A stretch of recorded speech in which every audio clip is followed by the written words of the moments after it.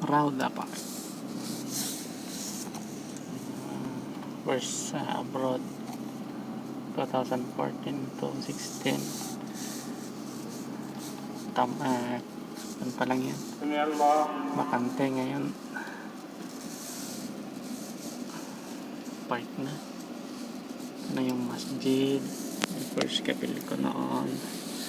Ito yung malapit sa masjid ako noon,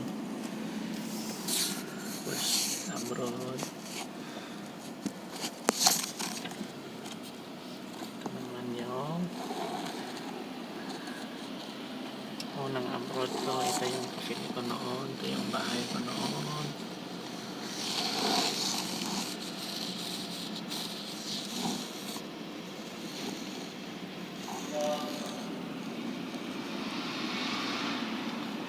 Yung sasakyan ko noon,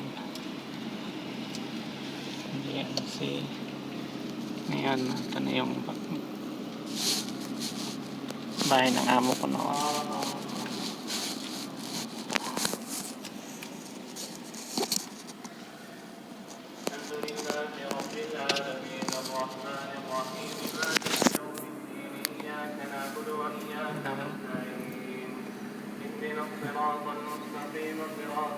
Ay, Rauda.